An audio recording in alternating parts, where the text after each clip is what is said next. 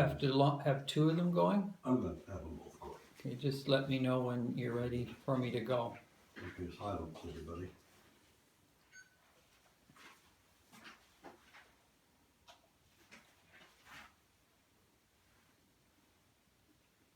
Okay, go ahead. This is a follow-up to our first series called Wrestling with Jacob, the Divine Dilemma. We're calling this one Being Adam/Eve, the Human Dilemma. The first myth in the Bible, and we don't use myth in a sense, in a negative or a derogatory sense. A myth is an eternal truth wrapped in the garment of a story. And the primary myth within the biblical Christian tradition is the eternal truth of Adam, Eve, and human desire. Within that myth, God comes to Adam and Eve and says, "Enjoy the fruits of the tree of life, for they are good, they are nourishing, but there are certain fruits you do not pick, i.e., enjoy the many desires I have given you, but be wary of indulging in certain desires, for there will be consequences of you misusing your freedom." And of course, the story of Adam and Eve is the misuse of their freedom, plucking from the fruit of certain desires, and then the lived consequences of that. As a result of that, you have what Steinbeck calls the living east of Eden. It's very interesting how God responds, though, to the decisions of Adam, Eve as embodiments of what it means to be human. They leave Eden, the place where they could have potentially become what they were meant to be, and through the use of their freedom, they in one sense lose the potential of their freedom. But how does God respond? In Genesis, what you have is God comes to them and he says, "Where are you?"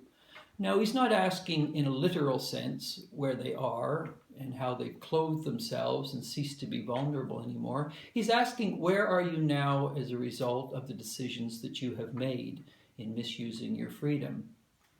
So when we think at one level, and this series is really about Christian anthropology, of how God responds to humans given their choices, it's essentially a merciful dialogical response asking, you've made these decisions, where are you now?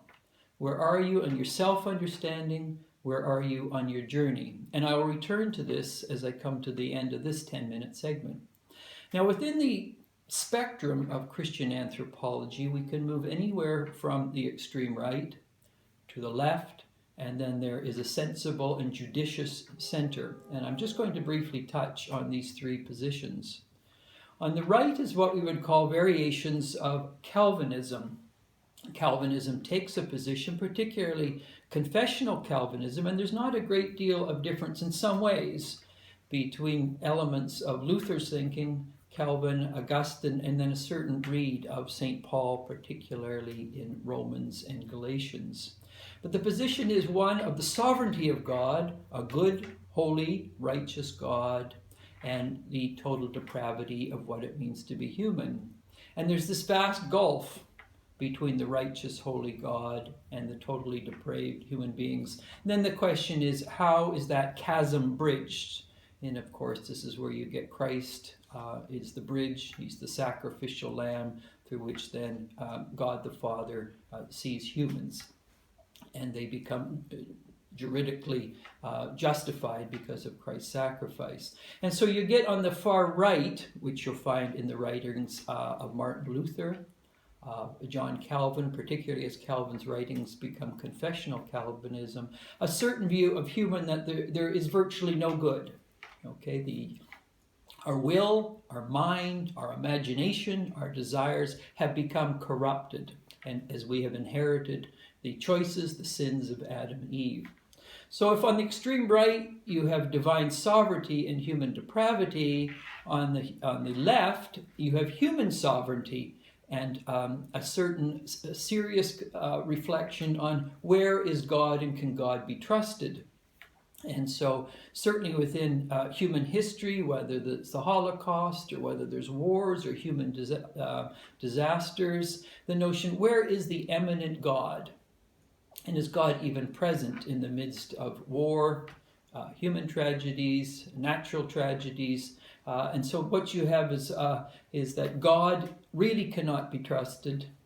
The Lord is my shepherd in principle, but in practice, it's up to humans to make their own future because God will probably not be there. And so this tends to prioritize human will by diminishing divine eminence or divine interaction. So if you can see on the extreme left, it's the reverse of the right. On the right is the sovereignty of God, the depravity of humans. On the left is the sovereignty of humans and the dimming or silencing or eclipse of God, because God just can't be trusted.